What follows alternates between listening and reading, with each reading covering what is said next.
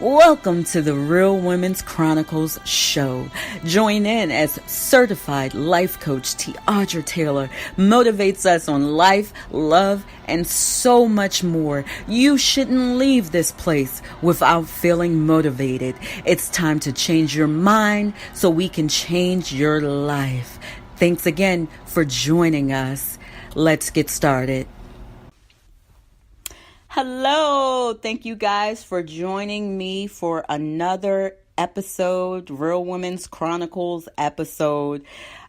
This is my third episode. Just to let you guys know, I will be posting an episode each and every Wednesday, God willing. So please tune in. We're going to keep this going. We're going to keep this podcast popping. For those who do not know me, I go by the name of Coach T, but my name is Tiadra Taylor. I am a certified life coach, and this podcast, the purpose of this Real Women's podcast is just to speak to women about overcoming some of our relationship challenges, our life challenges. I mean, we're going to talk about everything, love, breakups, everything on this podcast. So please stay tuned. I really believe God is going to do some amazing things on this podcast. At the end of the podcast, I will tell you how I can be reached on social media.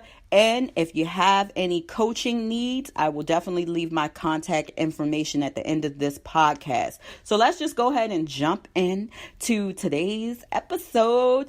And today I felt like I really wanted to talk about toxic relationships and the signs that you are in a toxic relationship. You would be surprised how often we will get into a toxic situation and not know it's toxic for quite some time. So this is why God has led me to really talk to you guys about toxic relationships and just watching for the signs that, hey, this relationship may be toxic and it may be detrimental to both my mental and my physical health.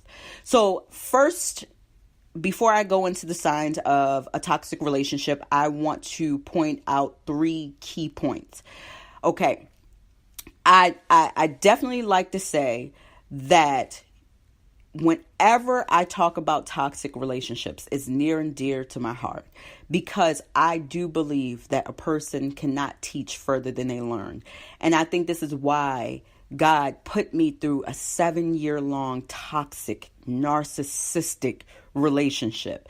Then I didn't understand why I was going through this and why I felt so miserable and so much pain. But now looking back, I see that it was all to strengthen my teaching abilities and just knowing how I got out of that situation. I know no one situation is the same. However, I managed to break free for good. And I remember a time where I felt like I would never get to this point in that relationship. So I definitely thank God for allowing me to learn this lesson. And I'm so thankful to be able to just spread it to other people and hopefully help out.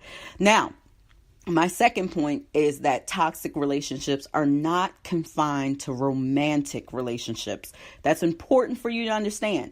I mean, toxic relationships could be between you and a friend, or you and that family member. So it's not just your boyfriend or girlfriend who can be toxic in your life. Okay. And I want you guys to remember that. Lastly, I want to stress this. Toxic people bring about stress. And let me explain to you. Stress is the number one killer.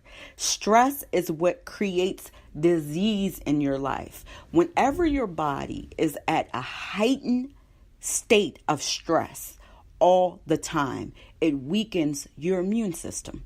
That being said, your body is not strong enough to fight off viruses and to fight off disease. This has been proven, okay, over and over again. What I'm telling you can be researched. Understand, anybody that's bringing you stress is causing harm to your physical well-being. Now, and your mental is a whole nother story, but understand that it's inflicting your physical well-being. Your body, your mind was never meant to be inflicted with stress on a constant basis. So please understand that before I go into the signs of toxic relationship. So let's start with the first sign that you're in a toxic relationship. If this relationship brings out the worst in you, this is a toxic relationship. Toxic relationships often will cause you to react in ways that you would not typically react. Whether you're, yelling and cursing somebody out, whether you're even being physical, which of course I do not approve of, but I can understand. If this relationship is causing you to be physical, if this relationship is causing you to jump out of your character and have to, stoop to their level and have to, curse them out and things like that, you have to understand you don't want a relationship that's going to bring out the worst in you. You want a relationship that's going to bring out the best. And I always said this, a lot of times, actually, we do have our own work to do. And I can't blame another person for the way that I choose to react. However, I can say this. If that person that I have in my life is constantly causing me to do things or just provoking me to be a person that I don't want to be, I have to reevaluate that situation. And I'm asking you to do the same. If you notice that this person, when you're with this person and you are turning into somebody that you never wanted to become, it's time to reevaluate that situation and look to surround yourself with some people who bring out the best in you and not the worst. Okay. Another thing is you have to understand that a healthy relationship will always bring out your authentic self. But see, a toxic one will force you to hide or even change who you truly are. And that's a powerful point. I don't want you to miss it. Okay. Toxic relationships are the ones that you feel like you have to walk on eggshells. Okay. Whenever we're walking on eggshells, we are not being who we are. We are not expressing our needs and communicating effectively in that relationship. So understand that. That's very, very important. And that's a very important sign that, hey, this relationship is getting toxic. It has gotten toxic and I may need to roll out. Another sign that you are in a toxic relationship is that you can recount more negative events and feelings associated with that person or persons. So that's the old saying that my grandmother taught me. If the bad outweighs the good, that's a problem. That's a major red flag. That's a big sign and showing you that this relationship is toxic. I don't care what the good is. If the bad in this relationship is outweighing the good, this relationship is serving you absolutely no purpose. Understand that. Absolutely no purpose. Love will be shown by how that relationship is weighed. If that person truly loves you, love is an action word. Remember that. Love is something you do and not something you say. That being said, if a person truly loves you, you're going to know it, you're going to see it, and that good is going to outweigh the bad. So understand, if that bad is outweighing the good, you are in a toxic relationship and it's time to break free. I already mentioned the fact that somehow when you're in a toxic relationship, that loving them would diminish the love that you have for yourself. I kind of touched on that, but let me just dive in a little deeper. Okay. If my love for you makes me love myself less and less each day, that's not love at all. Because you can only give a person the love that you have within yourself. How can you pour into somebody and you have nothing to give? Or you're pouring into somebody who is constantly taking and they're not replenishing, they're not giving you anything back. Anytime a relationship is unequally yoked like that, you will find yourself depleted, you will find yourself empty, and you will find yourself with low self-esteem and very, very low strength. Okay? You will be in a weakened spiritual state. Okay? A toxic relationship does that to you. It makes you love yourself less and somehow find yourself loving this toxic person, sometimes even more. And you have to catch that because you are more important than that person. You cannot be good to anybody else if you have not been good to yourself. Please understand that. It is vital for you to put yourself first. You need you more than they need you. Remember that. So if that relationship is causing you to love yourself less, break free.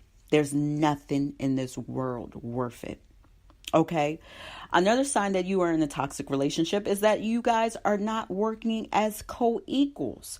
One person is somehow dominating the other. That is toxic. We are not in the Stone Ages anymore. Men and women have to respect each other on the same level. Just because you are in a relationship with a man does not mean that he has to dominate you. Your man should respect you, or even woman. They should respect you just like they respect themselves. But understand this. If a person doesn't respect themselves, it's going to be difficult for that person to respect you. So watch how they treat themselves. Watch what they do. Watch how much they drink. Watch how much they smoke. Watch how much they eat well. Watch how much they hold themselves accountable to the things that they say they want to do in their life. Watch that. Because if they cannot respect themselves, how can they ever respect you? How do you expect them to give you something that they haven't even had the opportunity to give to themselves? And vice versa. And vice versa. Okay? So, again, if that relationship, if you guys are not operating as co-equals and one person is constantly dominating you and dominating the other person, problem, that relationship is toxic. It's time to break free. Okay, another toxic sign of a toxic relationship, is that the communication is one-sided. You constantly feel like you are not being heard, like your feelings do not matter. Very toxic. Big red flag.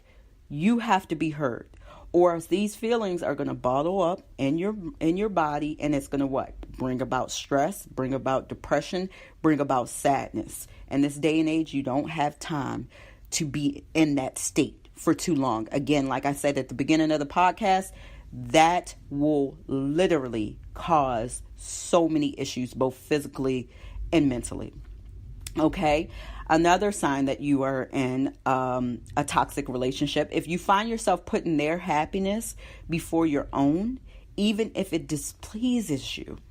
So toxic relationships have a habit of causing you to basically give up on what you stand for just to be able to make peace. Normally in a toxic relationship, you have one dominating partner. Oftentimes it could be a narcissistic partner, and I will go into narcissism, personality disorders in another podcast. I believe that deserves its own episode. And codependency, they kind of go hand in hand. For those who do not know what that means, tune in to future podcasts, and I will definitely break it down for you. But as I was saying, when it comes to these type of situations, you will often find the narcissistic person dominating to the point where you will eventually decide to just give in so that you don't have to feel this stress.